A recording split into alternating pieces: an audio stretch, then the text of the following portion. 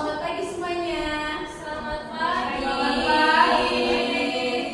Kami dari kelompok 3 akan mempresentasikan mengenai materi manajemen layanan informasi. Sebelum itu, izinkan kami untuk memperkenalkan diri terlebih dahulu. Perkenalkan, nama saya Retna Wulandari sebagai moderator dan materi kedua, dan teman saya Poppy sebagai pemateri ketiga. Saya Anika Usna sebagai pemateri pertama. Dan saya Rizkia sebagai pemateri keempat. Nah, baik, materi selanjutnya yaitu materi pertama yang akan dibawakan oleh Hanika Usna. Baik, pada Hanika Usna saya persilakan.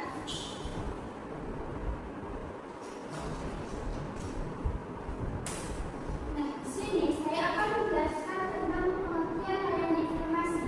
Layanan informasi adalah layanan mereka yang memungkinkan peserta didik untuk menerima dan memahami sebuah informasi untuk mempertimbangkan sebuah hasil dari pengambilan keputusan untuk kepentingan diri untuk kepentingan peserta didik. Nah, layanan ini membantu peserta didik untuk menerima dan memahami sebuah informasi diri, informasi sosial, informasi belajar, informasi karir atau jabatan, ataupun informasi pendidikan selanjutnya.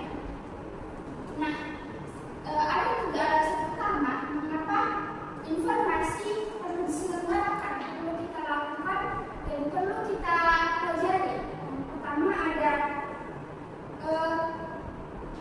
membekali individu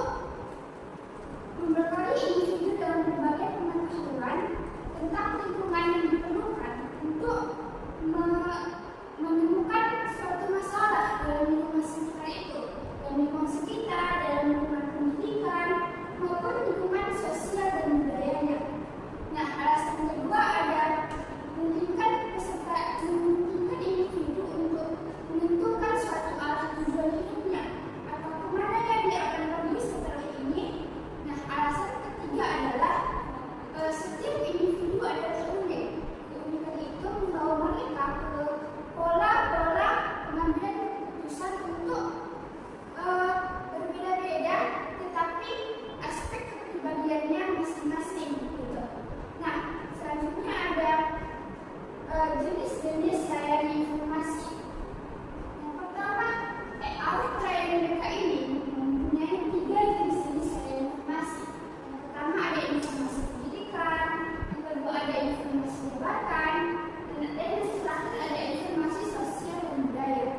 Nah, yang pertama ada informasi pendidikan. Menurut Norris, Hart, English, dan Milburn 1997 menekankan bahwa informasi pendidikan ini meliputi data atau keterangan yang berguna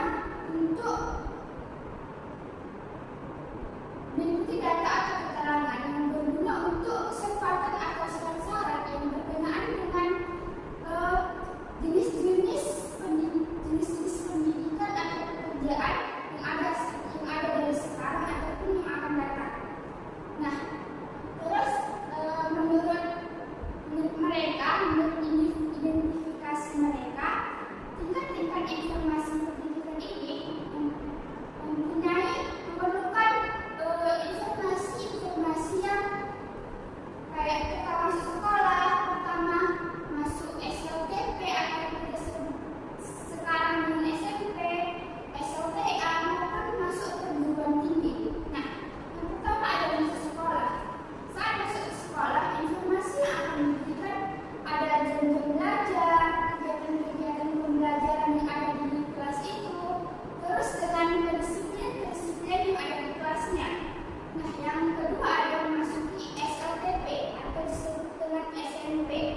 Nah, saat itu informasi yang akan diberikan ada mata pelajaran yang akan dipelajarinya, terus jam-jamnya, kegiatan-kegiatan ekstrakurikulernya, dan kegiatan-kegiatan yang apa saja yang dilakukan dalam sekolah itu. Nah, yang ketiga ada memasuki SLTA atau SMA. Nah, pertama kali yang diberikan informasi adalah mata pelajaran umumnya seperti siapa guru-guru di bidang-bidangnya. Terus ketika mereka ingin masuk ke perguruan tinggi, itu akan diberikan informasi tentang perguruan tingginya dan terus dan yang lain. Nah, terakhir ada memasuki perguruan tinggi. Informasi yang akan diberikan ada yang pertama ada layanan atau program-program yang ada di perguruan tinggi itu, beasiswa-beasiswa yang ada di perguruan tinggi itu, dan yang terakhir ada tunjangan-tunjangan yang ada di perguruan tinggi itu. Nah, kedua ada informasi jabatan. Yang kedua ada informasi jabatan. Saat ini transisi dari dunia pendidikan ke dunia pekerjaan itu merupakan masa-masa yang sangat sulit bagi orang muda, bagi anak-anak muda sekarang. Karena kesulitan itu tidak hanya terletak pada jenis-jenis pendidikan yang cocok, tetapi penyesuaian diri kita saat kita memasuki pekerjaan itu, saat kita menyesuaikan diri dalam suasana baru itu, dan pengembangan diri kita selanjutnya. Nah, informasi tentang dunia pekerjaan ini mengenai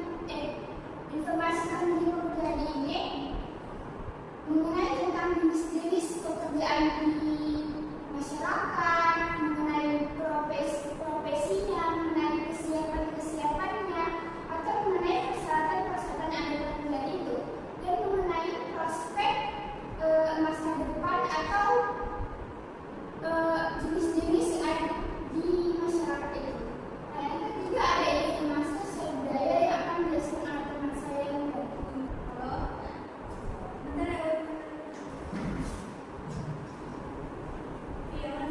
Baik,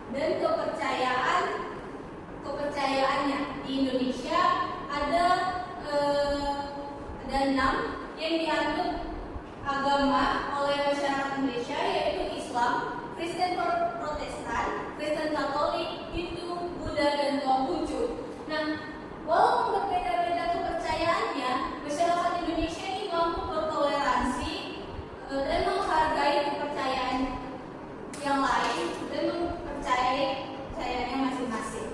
Dari informasi sosial budaya ini ada manfaat secara individunya. Yang pertama itu untuk memecahkan masalah dari pendidikan, sosial, budaya, maupun dari lingkungan. Yang kedua itu membantu untuk menentukan arah jalan hidup ke arah yang lebih realistis. Yang ketiga itu lebih menghargai setiap individu atau menghargai keunikan setiap individu dalam melakukan tindakan atau memberikan pendapat. Selanjutnya ada tujuan pemberian layanan informasi. Nah, teman-teman ada tiga alasan mengapa layanan informasi ini merupakan keseluruhan program bimbingan yang terencana. Yang pertama itu ada membantu memilih pendidikan dan karir.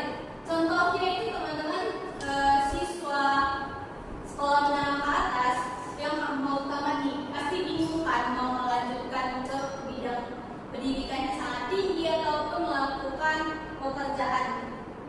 Dari informasi inilah yang bisa membantu siswa dalam memilih sesuai dengan apa yang ia inginkan. Yang kedua ini ada membantu berpikir rasional dan realistis. Contohnya itu banyak sekali kasus yang asal pilih. Contohnya memilih SNDP.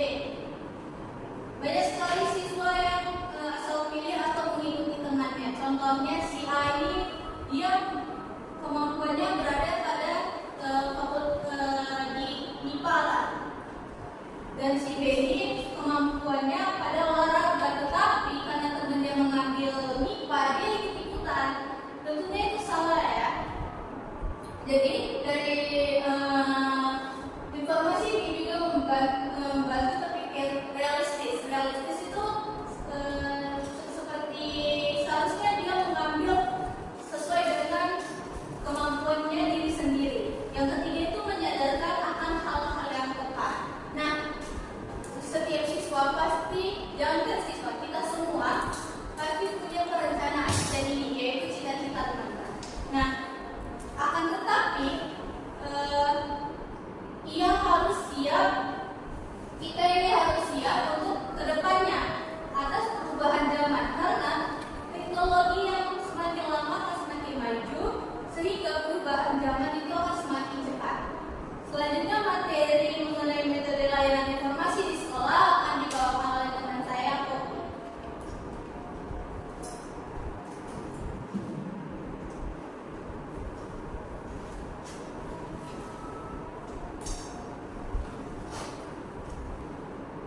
Baiklah, materi selanjutnya yang akan saya sampaikan yaitu metode layanan informasi di sekolah.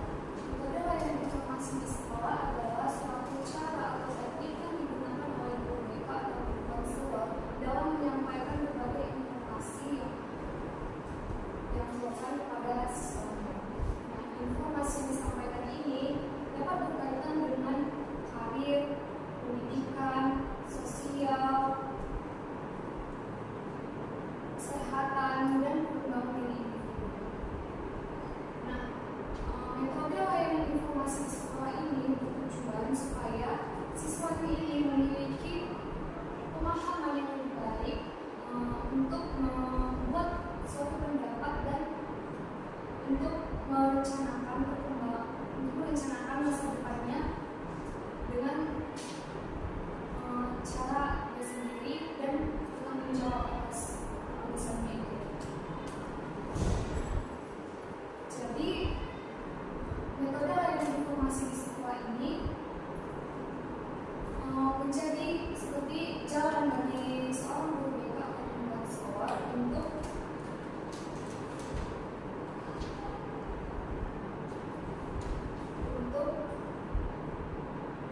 menyampaikan informasi penting kepada siswanya.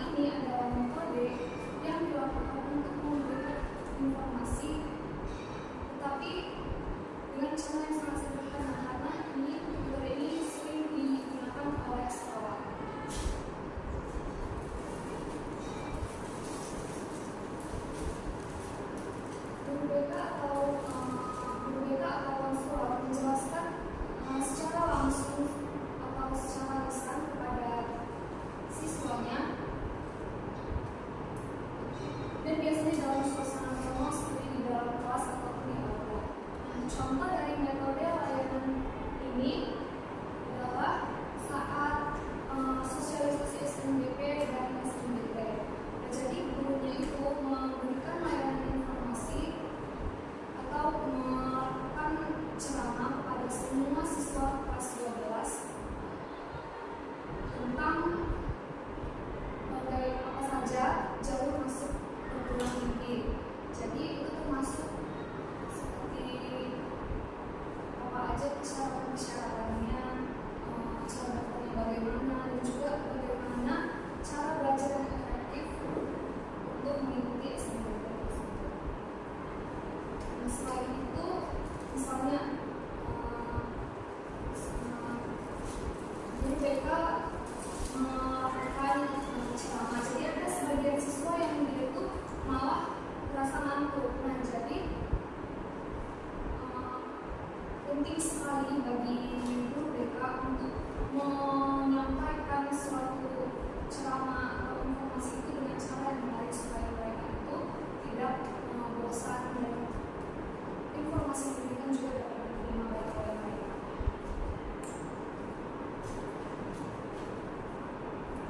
Yang selanjutnya ada diskusi. Nah, metode ini memberikan ruang bagi siswa supaya mereka saling bertukar pendapat dan juga dapat belajar secara aktif. Diskusi ini dapat dilakukan dalam kelompok besar maupun kelompok kecil yang difasilitasi oleh guru BK, guru mata pelajaran, dan siswanya itu sendiri. Contoh dari metode layanan ini yaitu diskusi kelompok tentang kecanduan gadget. Jadi siswanya akan dibagi menjadi kelompok, lalu mereka akan berdiskusi di kelompoknya masing-masing mengenai apa aja dampak positif dan dampak negatif dari penggunaan gadget yang digunakan. Nah, setelah mereka berdiskusi, mereka akan mempresentasikan hasil diskusi mereka aja. Contohnya seperti itu. Yang ketiga ada metode kebiasaan. Metode ini membawa siswa keluar dari lingkungan sekolah untuk mendapatkan informasi secara langsung dari sumbernya. Nah, contoh dari metode yang seperti ini yaitu kunjungan ke universitas. Misalnya siswa kelas 11 berkunjung ke universitas untuk melihat secara langsung bagaimana lingkungan kampus tersebut, dan mereka juga mendengarkan informasi ataupun pemaparan dari dosen ataupun mahasiswa yang ada di sana, dan juga mereka dapat mengenal jurusan-jurusan yang tersedia di universitas tersebut. Dan metode layanan yang keempat yaitu pengaduan. Dan metode ini menggunakan bahan cetak dan juga digital yang berisi informasi yang lengkap dan juga sistematis yang bisa digunakan oleh siswa secara mandiri maupun dengan bimbingan guru.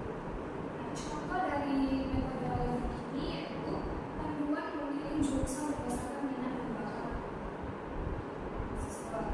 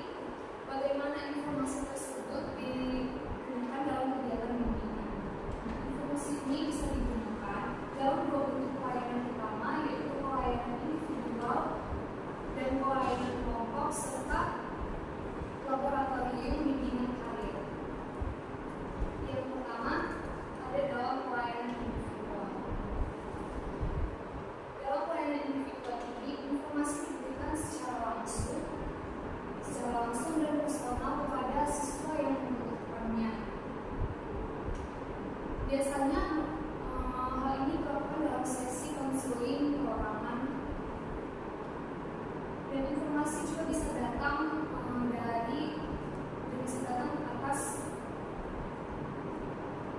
atas inisiatif konselor atau sebagai respons atas pertanyaan dari siswanya tadi. Contoh dari pelayanan ini yaitu seorang siswa datang ke guru BK karena dia masih bingung mau memilih jurusan apa. Nah, jadi si konselor atau guru BK ini akan memberikan informasi mengenai berbagai jurusan dan juga memberitahu apa-apa aja persyaratannya, prospek kerjanya, dan juga mengaitkannya dengan minat dan nilai STM tersebut. Dan yang kedua, dalam pelayanan kelompok. Dalam pelayanan ini informasi diberikan kepada sekelompok siswa sekaligus, ataupun bisa dalam satu kelas ataupun dalam sekelompok kecil, jadi kita bisa menyesuaikannya. Contoh dari pelayanan ini, guru BK memberikan layanan informasi kepada seluruh siswa kelas 12 mengenai jalur-jalur masuk perguruan tinggi seperti SNBP, SNBT, atau sekolah kedinasan. Dalam sesi ini juga siswa bebas untuk bertanya langsung dan berdiskusi juga bisa. Yang terakhir adalah laboratorium bimbingan karir. Laboratorium bimbingan karir ini merupakan bentuk inovatif dalam layanan bimbingan. Biasanya itu berbentuk ruangan khusus yang berisi berbagai informasi karir, alat tes minat dan bakat, media digital dan lain sebagainya. Meskipun masih jarang ada di Indonesia, namun konsep ini sudah banyak digunakan di berbagai negara-negara maju. Nah, contoh dari bentuk pelayanan ini adalah yaitu siswa bisa mengakses komputer yang berisi software pemetaan karir, melihat data lowongan kerja, mempelajari video profil profesi, dan mengikuti tes kepribadian untuk mengetahui potensi dirinya atau mengenali potensi dirinya itu di mana. Baiklah, sekian dari presentasi saya. Baiklah, presentasi selanjutnya akan dilanjutkan oleh Maya.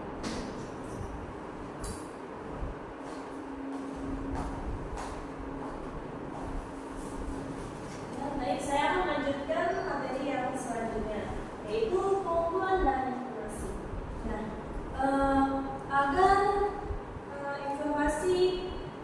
layanan informasi di sekolah menengah dapat berjalan dengan baik, maka petugas bimbingan perlu mengumpulkan informasi yang sesuai dan bermanfaat bagi siswa. Nah, pengumpulan informasi ini bisa dilakukan dengan bekerja sama dengan pegawai perpustakaan. Informasi ini bisa langsung dilakukan oleh konselor ataupun disarankan kepada siswa sesuai dengan kebutuhan mereka. Dan selanjutnya, bentuk-bentuk yang sumber bahan informasi.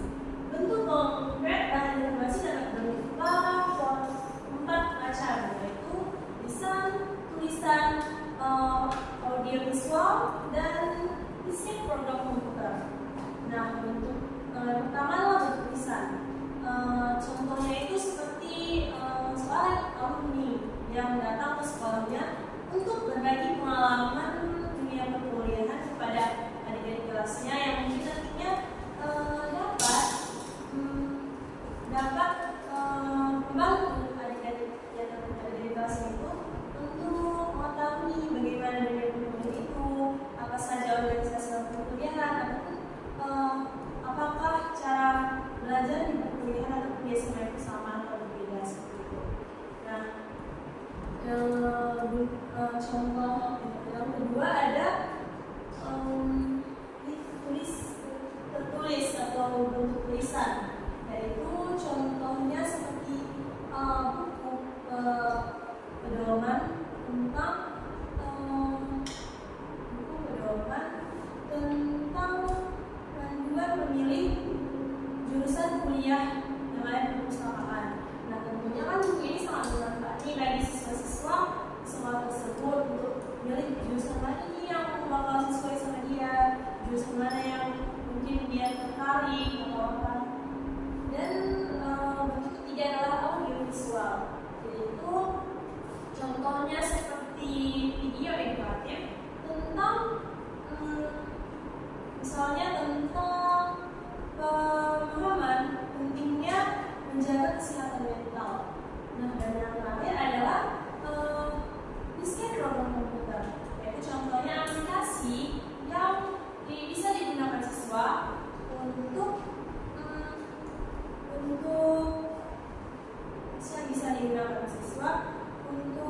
mengenali minat dan bakat mereka. Tentu saja hal ini sangat penting ya bagi siswa yang sudah duduk di kelas 3 SMA. Ini akan memberi pemahaman bagi mereka dari soal-soal mungkin dari aplikasi tersebut. Mungkin dari hasilnya akan terlihat di mana bakat dan minat mereka. Dan selanjutnya ada akumulasi dan selanjutnya ada sumber-sumber bahan informasi. Yang pertama, sumber informasinya itu sumber informasinya juga bisa berbentuk tulisan, lisan, audiovisual dan program komputer. Nah, yang pertama tuh contohnya itu seperti sumber informasi dari Departemen Tenaga Kerja. Nah, mereka membagikan brosur tentang tren lapangan pekerjaan sekarang ini. Tentunya hal ini sangat penting bagi orang-orang yang mungkin mencari pekerjaan dan mengasah kemampuan mereka agar bisa diterima di lapangan tersebut. Nah, selanjutnya contohnya ada di perguruan tinggi. Nah, perguruan tinggi menyediakan informasi terkait jurusan dan program beasiswa. Tentunya hal ini sangat penting juga karena bagi mahasiswa yang mungkin ekonominya sedang tidak baik atau mahasiswa yang memiliki ekonomi orang tuanya bisa mengikuti program beasiswa tersebut. Selanjutnya ada contohnya di sumber informasi penerbit majalah. Mereka menyediakan informasi terkait artikel yang menjelaskan bagaimana cara menyiapkan CV yang menarik. Nah, CV ini kan bentuk dokumen yang dalamnya terdapat ringkasan riwayat hidup seseorang, terutama terkait pada pendidikan, pekerjaan, keterampilan, dan prestasi. Dan selanjutnya contohnya seperti seorang ahli, misalnya nih ada orang yang seorang yang udah alumni lah, dia bisa memberikan pengalamannya terkait dunia perkuliahan ataupun dunia pekerjaan, sehingga dari informasi yang dia sampaikan para pendengar itu akan ikut termotivasi tentang apa yang dijelaskannya, apa yang dilaluinya selama perkuliahannya, apa yang membuatnya termotivasi sehingga menjadi sukses seperti sekarang. Yang kedua itu akumulasi dan pengelolaan bahan informasi. Nah, bahan informasi ini informasi yang sudah terkumpul, baik itu berbentuk tulisan, audiovisual dan diskret atau komputer, perlu disimpan di tempat yang terbuka bisa diakses. Misalnya itu seperti perpustakaan, dan juga harus ada sistem klasifikasinya agar informasi ini mudah untuk ditemukan. Nah, pengolahan ini tentu dilakukan dengan pustakawan sekolah. Ya, selanjutnya ada kegiatan pendukung layanan informasi. Yang pertama aplikasi sumber dan data, yang kedua konferensi kasus, yang ketiga uji rumah, dan keempat alih tangan kasus. Nah, yang pertama ada aplikasi sumber dan data. Di sini konselor bisa menggunakan alat ukur atau instrumen dan data siswa untuk menentukan topik apa yang sesuai dengan siswa tersebut, siapa yang menjadi peserta layanan, dan siapa yang akan menjadi narasumber atau guest materinya. Contohnya itu ketika konselor memberikan kuesioner minat kepada siswa-siswa, dan dari kuesioner tersebut terdapat hasilnya terdapat bahwa siswa tersebut kebanyakan tertarik pada bidang teknologi. Nah, karena hal ini maka topik informasi layanan akan disesuaikan menjadi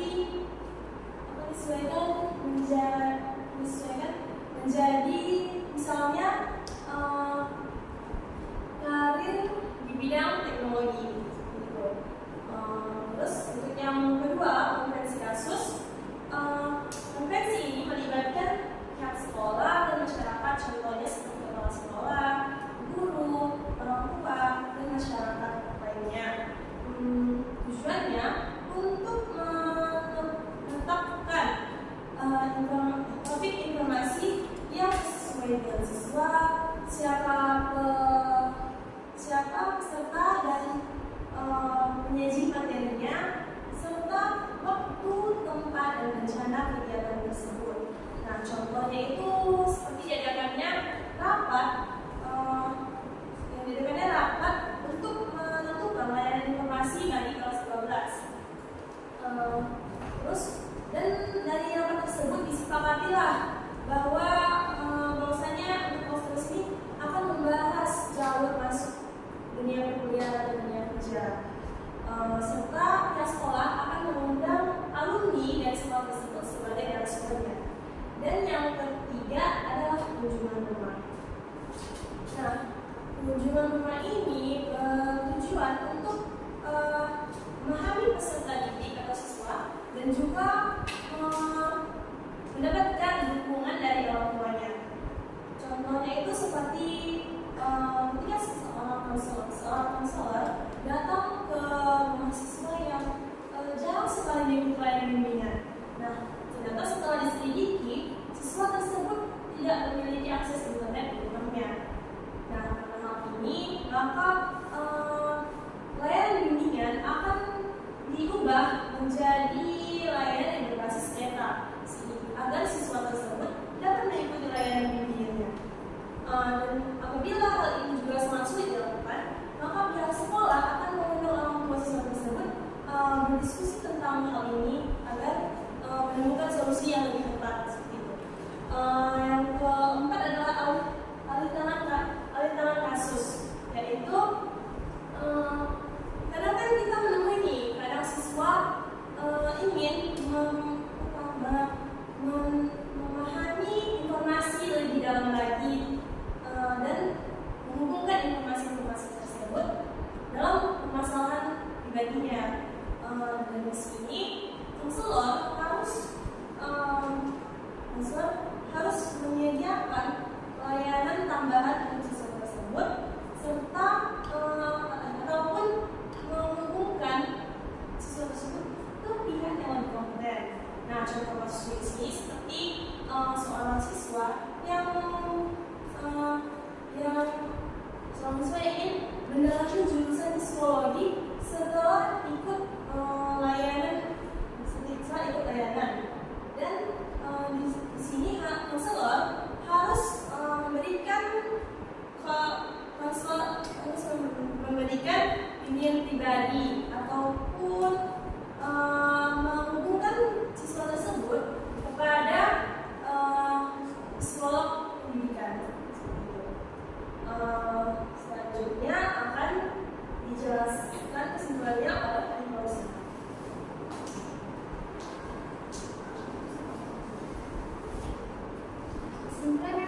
mengambil dari topik kami layanan informasi. Nah, layanan informasi adalah layanan BK yang memungkinkan peserta didik untuk menerima dan memahami sebuah informasi, yaitu informasi diri, sosial mereka, karir mereka, jabatan mereka, ataupun informasi belajar mereka dan pendidikan selanjutnya mereka. Itu untuk mempertimbangkan hasil keputusan dari hasil pengambilan keputusan untuk kepentingan pribadi mereka. Nah, manajemen dari informasi ini merupakan proses yang terstruktur untuk merancang, melaksanakan, dan mengevaluasi kegiatan penyampaian informasi kepada peserta didik. Nah, saya kembalikan ke moderator.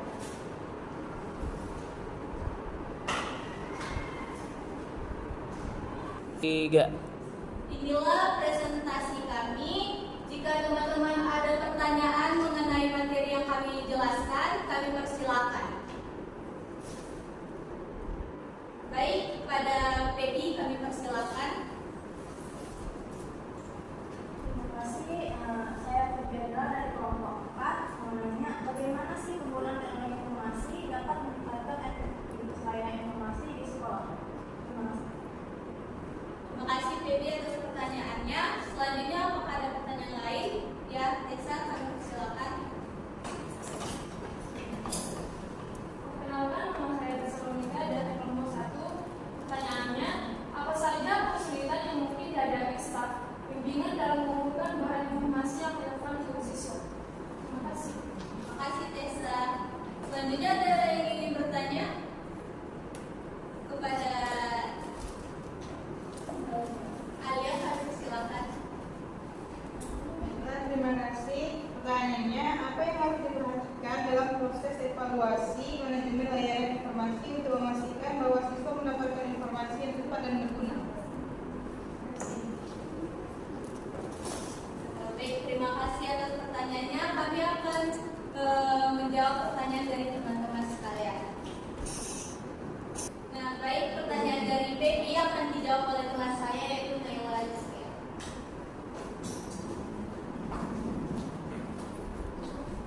Baik, di sini saya akan menjawab pertanyaannya. Penggunaan teknologi informasi dapat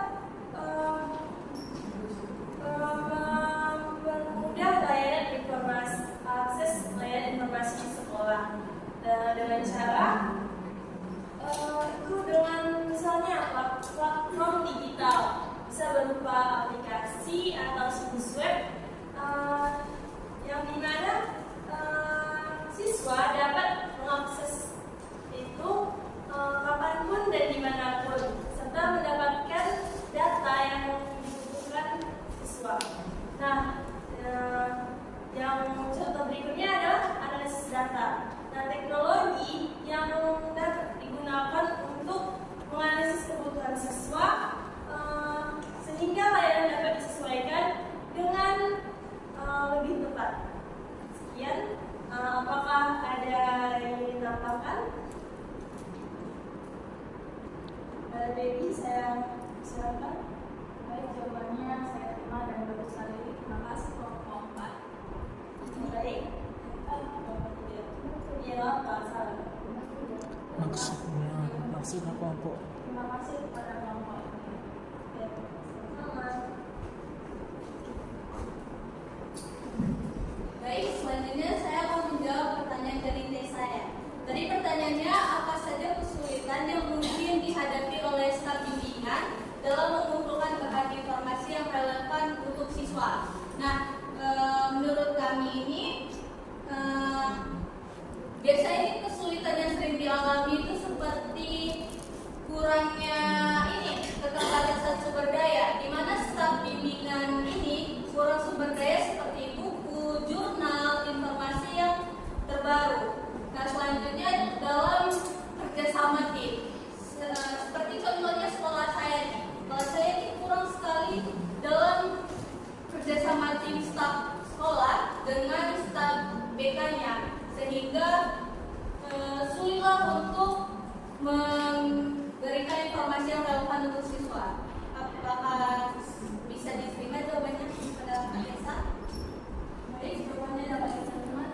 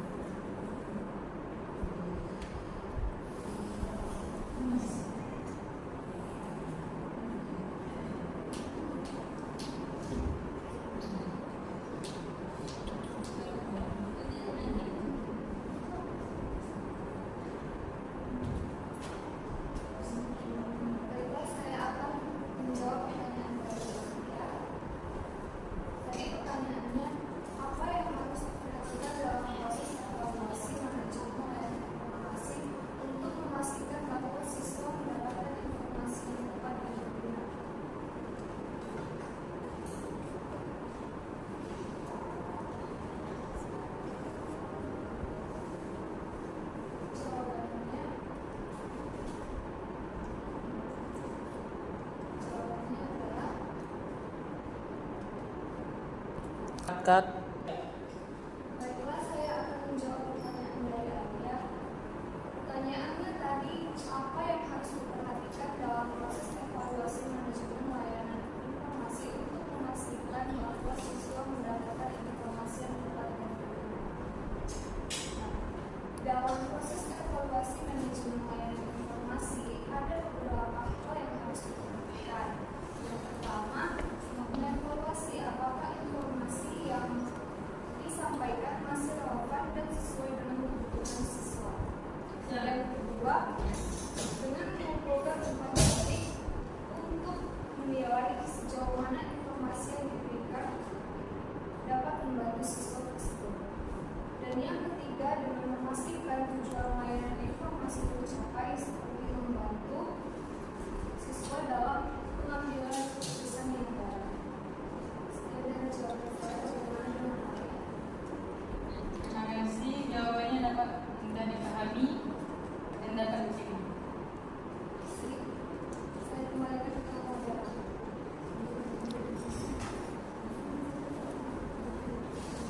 Baik, sesi tanya jawab kita udah selesai. Kami akan menutup presentasi kami. Maaf jika ada kata-kata yang salah. Sekian dan terima kasih. Assalamualaikum warahmatullahi wabarakatuh. Selamat pagi semuanya.